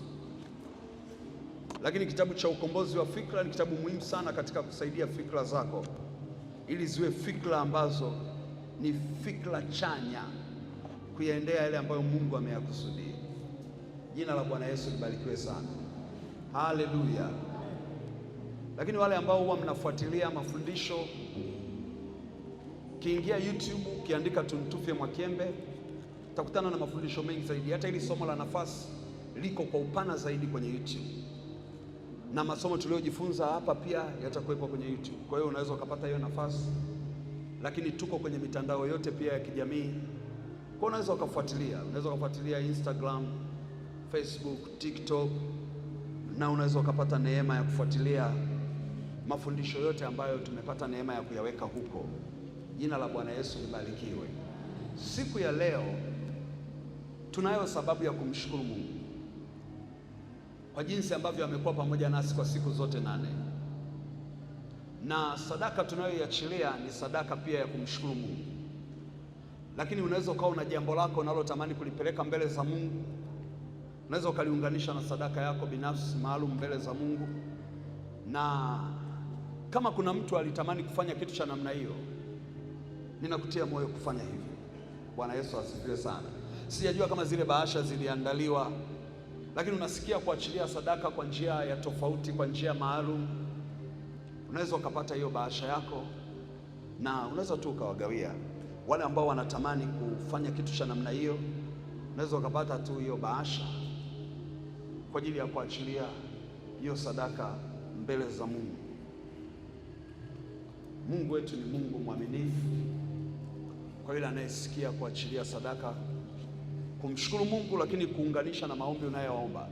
Jana nilisema kama unasikia ndani ya moyo wako kuomba kwa ajili ya kitu fulani, kama unasikia ndani ya moyo wako kuomba kwa ajili ya kitu fulani, kwa inawezekana umekuja na kitu cha kuombea. Kama umekuja na kitu cha kuombea, tutakapokuwa tunaomba, kishike kile kitu ambacho umekuja nacho. Kinaweza ikawa cha ofisini, kinaweza ikawa cha nyumbani. Hatutakusanya mahali popote, lakini wewe utashika. Bwana Yesu asifiwe sana. Haleluya.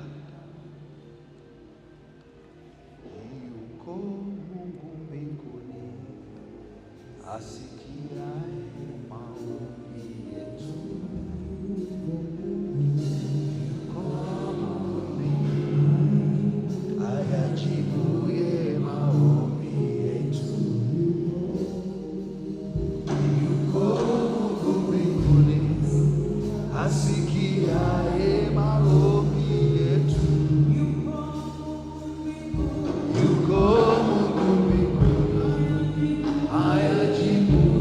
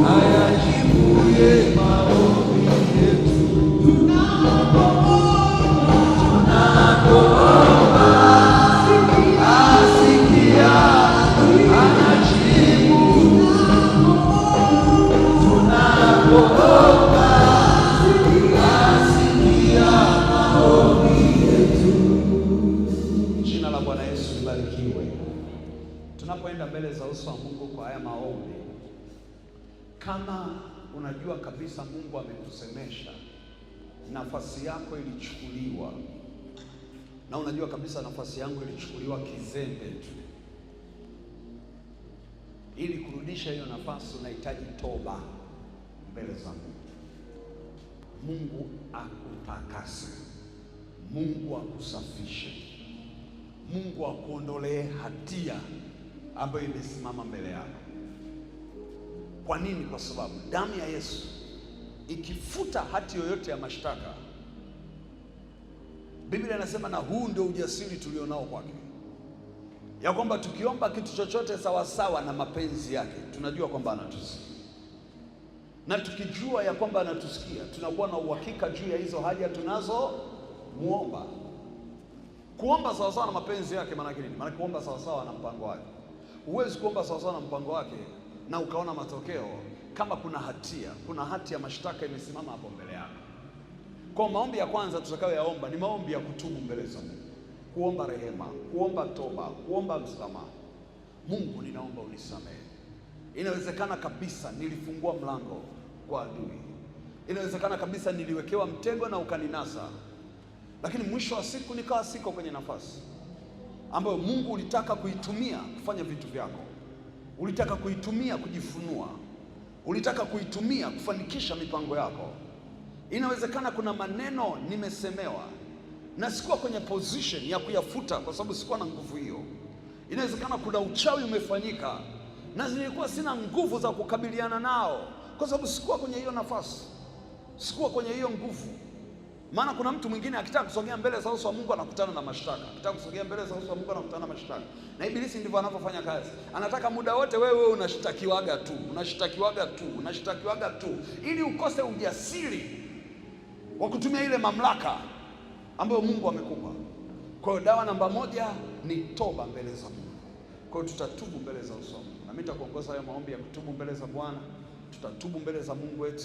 Baada ya kuomba toba mbele za Mungu wetu, ndipo sasa tutaanza kuita nguvu za Mungu na damu ya Yesu juu ya nafasi yoyote iliyokamatwa, nafasi yoyote iliyozuiwa, nafasi yoyote iliyoshikiliwa.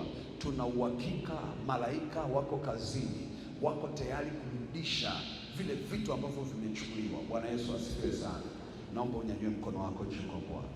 Funika tu macho yako. Na kama ulikuwa hujampa Yesu Kristo maisha yako, hii sala ikusaidie kumpa Yesu Kristo maisha yako. Amini kwamba kupitia hii sala utakuwa unarudi kwa Bwana Yesu. Na kama ulirudi nyuma, muamini Bwana Yesu kwamba kupitia hii sala utarudi kwa Bwana. Sema, Bwana Yesu, asante kwa neno lako. Ninajuta mbele zako. Nisamehe kabisa. Nimejua leo nimefanya uzembe, nikaondoka kwenye nafasi ya kukusikia, ya kukuelewa, ya wewe kujifunua kwenye maisha yangu kwa namna yoyote ile. Nimeondoka kwenye nafasi. Ninaomba unisamehe, ninaomba unirehemu sawa sawa na fadhili zako. Ninaomba unitakase na damu yako ya thamani. Takasa nafsi yangu, takasa roho yangu, takasa mwili wangu kwa jina la Yesu, kwa jina la Yesu. Kila mashtaka yaliyosimama mbele yangu kunizuia, kila mashtaka yaliyosimama mbele yangu kuniondoa kwenye nafasi, kila mashtaka yaliyosimama mbele yangu nisione upeli, nisione wepesi. Leo ninaachilia damu yako Yesu initetee, iseme kwa ajili yangu, inene kwa ajili yangu, zidi ya kila lililosemwa, zidi ya kila lililonenwa.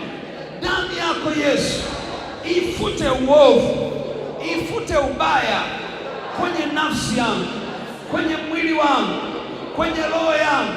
Damu yako Yesu iondoe kila hatia. Damu yako Yesu iondoe kumbukumbu ya uovu kwa jina la Yesu. Lifute leo jina langu kwenye kitabu cha hukumu, lifute jina langu kwenye vitabu vya mashtaka, lifute jina langu kwenye kila eneo ninakolaumiwa, ninakoshutumiwa, kwenye kila eneo wanakonisema kwa mabaya. Lifute jina langu, liondoe jina langu, iondoe nafsi yangu mahali popote walikoishikilia. Damu yako Yesu, damu yako Yesu iniondoe popote palipo na uhalali wa kunizuia, kwa jina la Yesu, kwa jina la Yesu, kwa jina la Yesu. Hebu endelea kuomba toba mbele za Mungu. Omba toba tu, omba toba tu, omba toba tu. Mwambie tu Bwana Yesu, nitakase, nisafishe, nitakase, nisafishe, nitakase, nisafishe, nioshe na damu yako, nioshe na damu yako. Ondoa hatia, ondoa mabaya, ondoa uovu, ondoa hila, ondoa Bwana. Nitakase, nioshe na damu yako, nioshe na isopo, nioshe na damu yako. Osha mwili huu, osha nafsi hii, osha roho hii, ondoa hatia zilizosimama. Liondoe jina langu mahali ambako nimeshutumiwa, liondoe jina langu mahali ambako nimeshtakiwa, liondoe jina langu maeneo yote ambako wamesimama na mashtaka. Damu yako Yesu isimame kama mwanasheria wangu, initetee, initetee, initetee, inene mema kwa ajili yangu. Inawezekana wananisemea mabaya ambayo niliyafanya kwa kutokujua. Inawezekana kumbukumbu la uovu limesimama kwa yale ambayo niliyafanya kwa uzembe, kwa ujinga. Zamani zile za ujinga nilikuwa sikujui, nilikuwa sijui madhara yake, nilikuwa sijui wa uovu utakavyonizuia. Ninaomba unirehemu, ninaomba unisamehe, ninaomba unitakase. Lifute jina langu mahali popote ambako limeshikiliwa na madhabahu za adui, hata wale watu wabaya walioshikilia jina langu. Bwana Yesu, ninaondoa huo uhalali wa wao kuendelea kunishikilia. Wale wanaonishutumu, ninawaondolea huo uhalali wa wao kuendelea kunishutumu. Wale wanaofuatilia hatua zangu kwa sababu ya makosa niliyoyafanya kwa kutokujua, leo waachie hatua zangu kwa damu ya Yesu. Hiyo damu ya Yesu ikutakase, hiyo damu ya Yesu ikusafishe, hiyo damu ya Yesu ikuoshe kabisa, hiyo damu ya Yesu ikuoshe kabisa, hiyo damu ya Yesu ikuoshe kabisa. Kila uhalali wa magonjwa uliopata mlango kwenye maisha yako kwa sababu ya dhambi, kwa sababu ya unajisi uliopata mlango, kila aina ya uhalali wa mateso, leo tunafunga huo mlango kupitia damu ya msalaba, kupitia damu ya mwana kondoo, kupitia damu ya msalaba. Ndio huo uhalali wa kipepo, wa kichawi uachie mwili wako, uachie ofisi yako, uachie watoto wako. Huo uhalali, shetani linakupokonya uhalali juu ya mama huyo, na kupokonya uhalali juu ya baba huyo, na kupokonya uhalali juu ya binti huyo. Shetani na kupokonya uhalali. Una uhalali sahihi, damu ya Yesu inamtakasa. Una uhalali sahihi, damu ya Yesu inamsafisha. Una uhalali sahihi, damu ya Yesu inanena mema kwa ajili yake. Una uhalali wa kuendelea kumtesa na hofu ya mauti. Una uhalali wa kuendelea kumtesa na magonjwa. Una uhalali wa kuendelea kumtesa.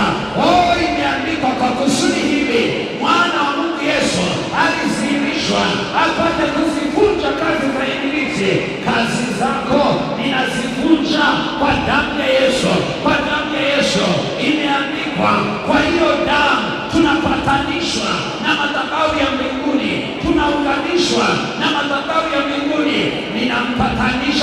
hii na kiti cha rehema, ninampatanisha saa hii na neema ya msalaba, ninampatanisha saa hii na neema ya nguvu za Mungu aliye hai, kupitia damu ya Yesu, kupitia damu ya Yesu, kupitia damu ya Yesu.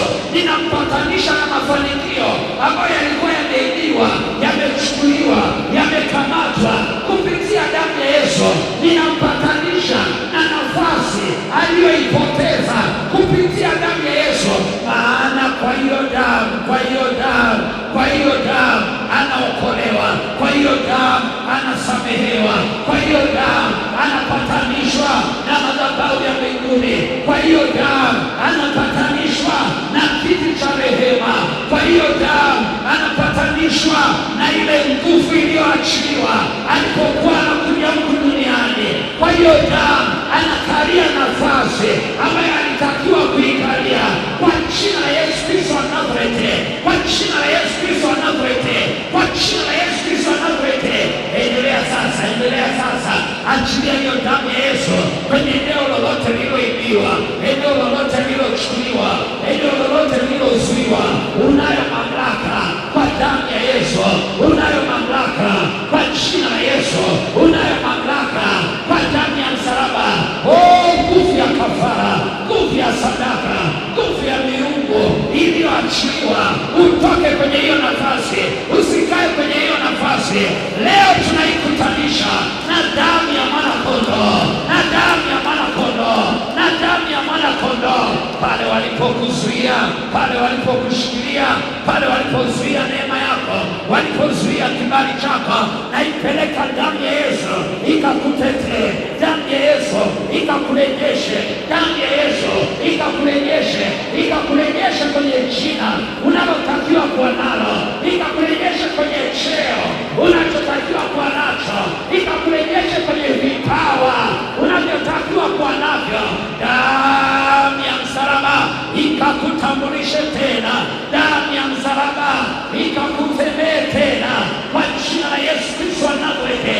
Endelea, achilia hiyo damu, inapita hiyo damu ya mwana kondoo, inapita kwenye kila eneo lenye upinzani,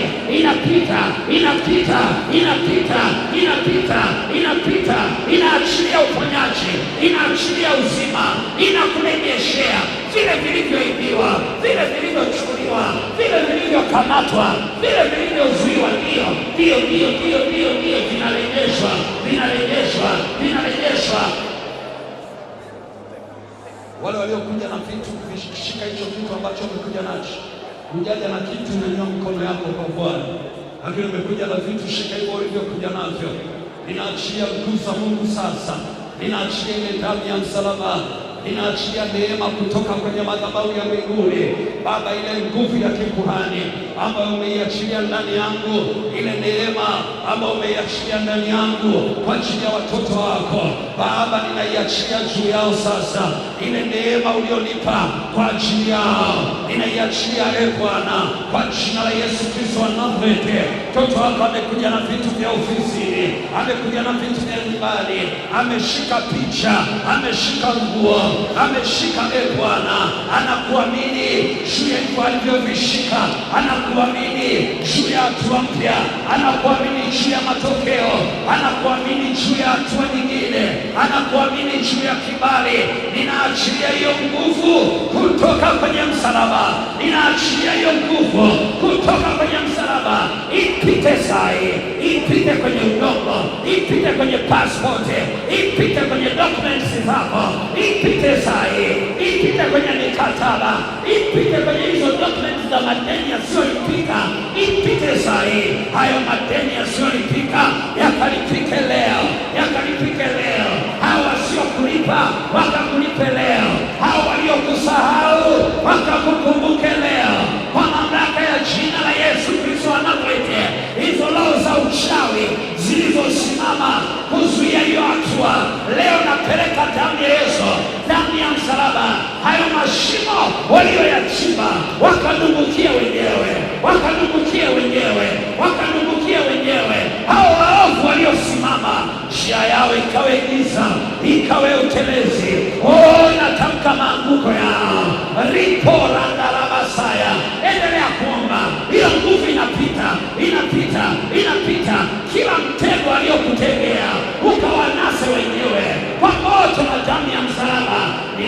achia hiyo damu ya Yesu, damu ya Yesu, damu ya Yesu, damu ya Yesu, damu ya Yesu, kufungua kila kilichofungwa, damu ya Yesu, kufungua kila kilichofungwa, damu ya msalaba, damu ya mwana kondoo, damu ya msalaba, damu ya mwana kondoo. Ndio repozeke randarabakorobosa rapakoriandarabakoria repozaka randarabasaya. Hiyo nguvu inapita juu yako kwa jina la Yesu. Nyanyua mikono yako yote juu kwa Bwana. Tunaenda kuomba kwa ajili ya nafasi ya kiuchumi, nafasi ya kiuchumi ambayo Bwana amekupa kwa ajili ya taifa, kwa ajili ya kanisa, kwa ajili ya familia yako. Kila upinzani uliopo, upinzani wa kiuchumi, kila aina ya upinzani uliopo ambao ibilisi anashindana nao, ile nguvu ya Mungu ikapite sasa. Sema kwa damu ya Yesu, mkono wangu wa kulia ni lango langu la siku, mkono wangu wa kulia ni lango langu la siku. Kila roho ya upinzani kwenye lango langu la siku, hofu za mauti kwenye lango langu la siku, leo na kunyamazisha. Huna mamlaka juu yangu kwa jina la Yesu. Mitego ya mauti achia maisha yangu kwa damu ya Yesu. Roho za mauti, roho za uchawi, roho za uganga zilizotengenezwa kinyume cha uhai wangu, leo kwa damu ya Yesu achia maisha yangu, achia maisha yangu, achia maisha yangu. Sitakufa, nitaishi, nitaishi, nitaishi, nitaishi mpaka lile kusudi litakaposimama kwa damu ya Yesu, kwa damu ya Yesu. Mkono wangu wa kushoto, lango langu la utajiri, lango langu la heshima, lango langu la mafanikio, lango langu la kustawi, lango langu la kuongezeka, lango langu la kuzidishwa, leo kwa damu ya Yesu. Kila aina ya upinzani kwenye lango langu la mafanikio, la baraka, kila aina ya upinzani achia leo, achia leo, achia leo. Fedha, dhahabu na mali ni haki yangu kwa damu ya Yesu. Vilipozuiwa viachiwe sasa, viachiwe sasa, viachiwe sasa. Hiyo nafasi ya kuniinulia mafanikio iliyozuiwa, hiyo nafasi ya kunipa heshima iliyozuiwa, leo kwa damu ya Yesu ninairejesha.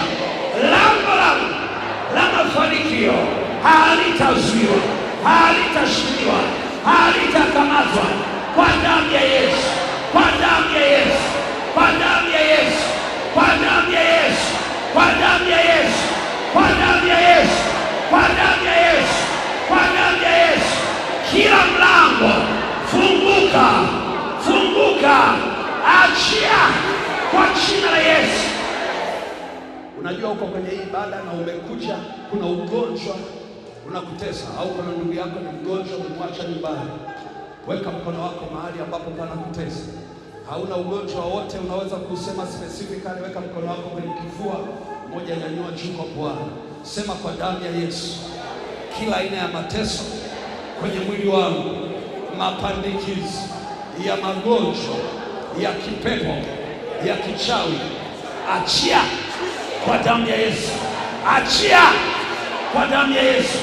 Kila udhaifu uliopata mlango kwenye mwili wangu, leo achia, leo achia kwa damu ya Yesu, kwa damu ya Yesu, kwa damu ya Yesu, kwa damu ya Yesu. Nyanyua tu mkono wako juu kwa Bwana. Nguvu za Mungu zinapita juu yako sasa, nguvu za Mungu zinapita juu yako sasa. Mimi naita nguvu za Mungu za kukusaidia. Unaporudi kwenye biashara, hizo nguvu zikufunike. Unaporudi nyumbani, hizo nguvu zikufunike. Unapoenda mahali popote, hizo nguvu zikufunike. Bwana alimwambia Joshua, hata kuwepo mtu yoyote atakayeweza kusimama mbele yako. Ninachosikia Roho Mtakatifu ananiambia, naachilia nguvu ninaachilia nguvu, ninaachilia nguvu. Kwa hiyo wewe omba, mwambie Bwana, ninapokea nguvu zako, ndio, kwa damu ya Yesu. I release, I release, I release, I release, I release, I release. Ninaachilia hiyo nguvu ya Bwana juu yako, ninaachilia hiyo nguvu ya Bwana juu yako, ninaachilia hiyo nguvu ya Bwana juu yako, ninaachilia hiyo nguvu ya Bwana juu yako. Kila kilichokufa, kila kilicholala, kila kilichokufa, kila kilicholala, ninakiamsha tena kwa jina la Yesu.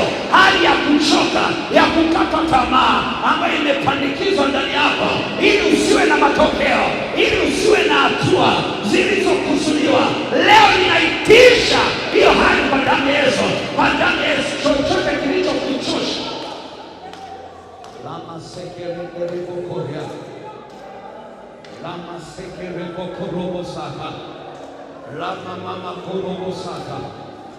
Roho Mtakatifu ananiambia usiondoke. Kuna watu ambao wako hapa kwenye ibada, nilikuwa nataka kuondoka. Kuna jambo unapambana, unataka kulikatia tamaa, unapambana, unataka kulikatia tamaa. Sikiliza sauti ya Bwana, anasema itieni nguvu mikono iliyo dhaifu, yafanyeni imara magoti yaliyolegea. Sijui ni kitu gani hicho ambacho shetani anakuambia hakiwezekani, hakiwezekani. Njoo hapa mbele mara moja. Nataka wewe ndio umenizuia nisiondoke hapa. Njoo mara moja, njoo mara moja, njoo mara moja. Nisaidie vile vitu vya kupigia magoti hapa. Nataka wapige magoti hapa. La mosa rababa korebosaka, reeli ya makori ya basaya, rando raba kori ya masai kori ya basaka, rapoka raba sheke yende rebosaka. Roho Mtakatifu ananiambia usiondoke kwanza, usiondoke kwanza. Na kila hicho kitu unapokiwaza ndani ya moyo wako, unasikia uchungu na maumivu, unasikia uchungu na maumivu, unasikia uchungu na maumivu. Kila ukikiwaza hicho kitu unasikia kusononeka. Kama ulikuwa na furaha, furaha inaondoka. Kama ulikuwa na amani, amani inaondoka. Kila ukiliwaza hilo jambo, kila ukiliwaza hilo jambo, iko nguvu ya Mungu ya kukusaidia, iko nguvu ya Mungu ya kukusaidia, iko nguvu ya Mungu ya kukusaidia. Roho Mtakatifu ananiambia nataka waache hapo, waache hapo, waache hapo. Kama unaweza kupiga magoti, piga magoti hapo. Ramosara bakoria, rando repokorobosaya, rende likalia makoria basaya, reko repokarabasaka rabakorobosaka. Roho Mtakatifu ananiambia usiondoke na huo mzigo, usiondoke na huo mzigo, usiondoke na huo mzigo, usiondoke na huo mzigo. Anataka huo mzigo utue hapa. Kwa nini shetani anakuambia hakiwezekani? Kwa sababu anajua kinawezekana. Kwa nini shetani anakuambia hakitatokea? Kwa sababu anajua kitatokea. Funika macho yako, nyanyua mikono yako kwa Bwana. Ramoria, wewe ulioko huko nyuma simama, simama. Kila mtu simama mahali ulipo. Hizi nguvu za Mungu zinazopita hapa zitakushukia na wewe huko. Kuna kitu ambacho ukijui, lakini Bwana atashughulika nacho, atashughulika nacho. Ndio Bwana, ndio Bwana, ndio Bwana. Jiachilie tu mbele za Bwana. Nguvu za Mungu zitakuwa zinapita juu yako, na chochote unachokisikia kukiachilia kwa Mungu, kiachilie kwa Mungu. Ramosaka koria. Baba, ile neema ambayo umesema unaiachilia kwa mtoto wako huyu, juu ya huo mzigo ambao ameubeba, mzigo unaomlemea, mzigo unaomlemea, mzigo unaomlemea, saa hii kwa mamlaka ulionipa ninautoa kwenye madhabahu. Huo mzigo unaomlemea, huo mzigo unaomlemea, saa hii kwa mamlaka ulionipa ninautoa kwenye hii madhabahu, ninautoa kwenye hii madhabahu, ninautoa kwenye hii madhabahu, ninautoa kwenye hii madhabahu kwa jina la Yesu, kwa jina la Yesu, kwa jina la Yesu, kwa jina la Yesu, kwa jina la Yesu, kwa jina la Yesu. Ndio hicho kinachokusononesha, hicho kinachokukatisha tamaa, hicho kinachokufanya unalia usiku kucha, kinakukosesha usingizi, hicho kinachokufanya uone hii dunia sio ya kwako, huwezi kufanikiwa kwenye hii dunia, hicho ambacho adui anakuambia utaona, utaona.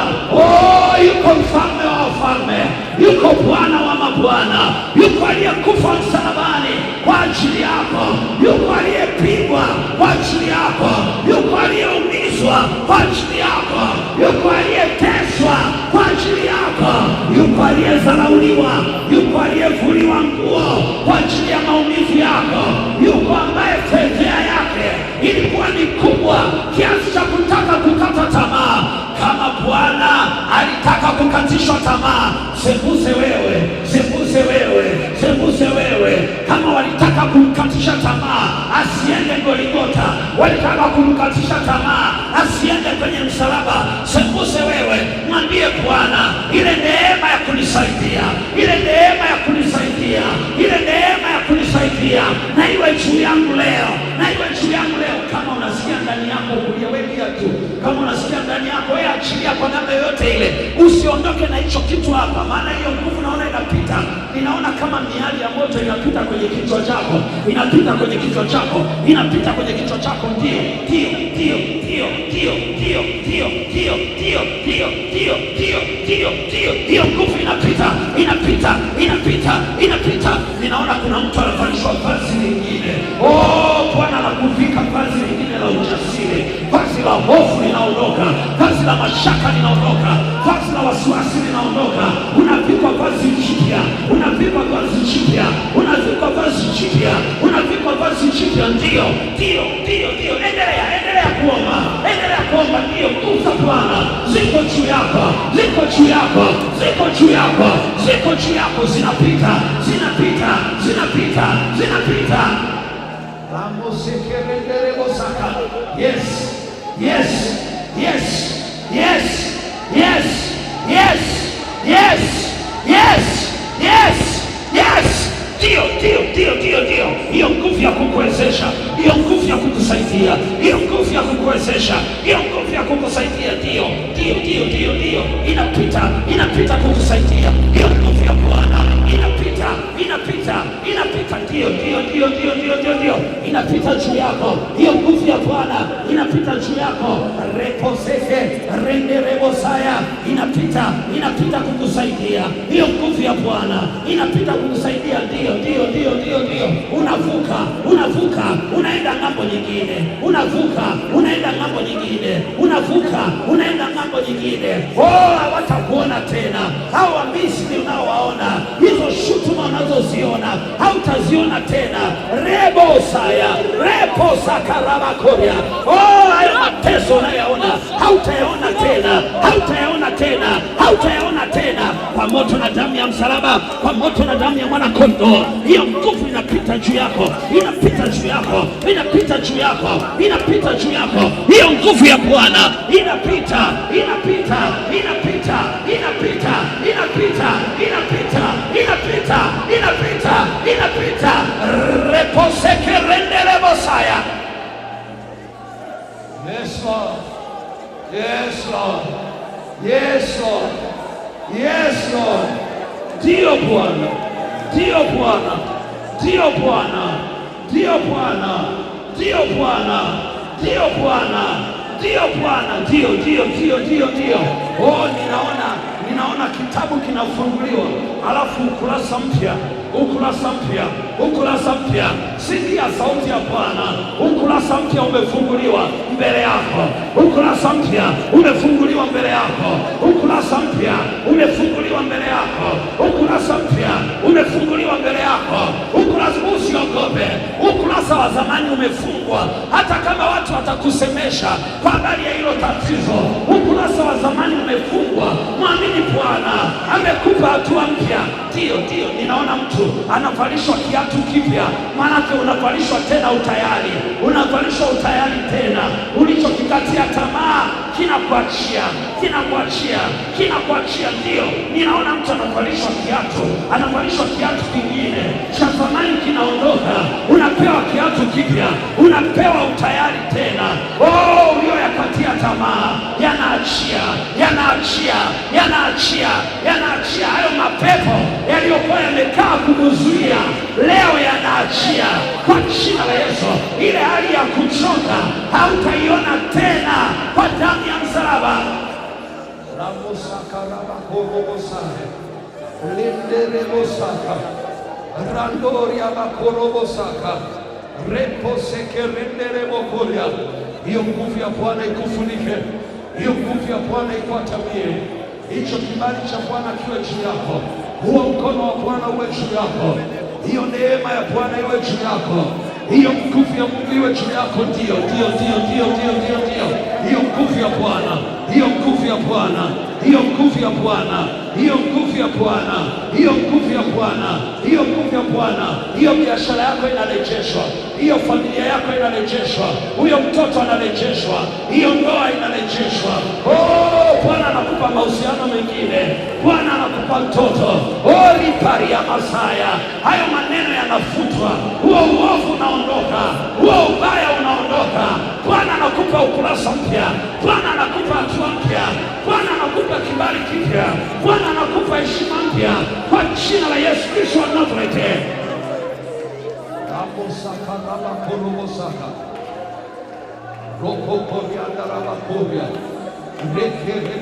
Wale ambao unasikia mzigo wa kuendelea kuomba, endelea kuomba. Wale ambao tunaweza tukaendelea kuachilia sadaka, tunaweza tukaendelea kuachilia sadaka tukiwa tunarudi, lakini unasikia kuendelea kuomba, endelea tu kuomba hapa kwa dakika chache.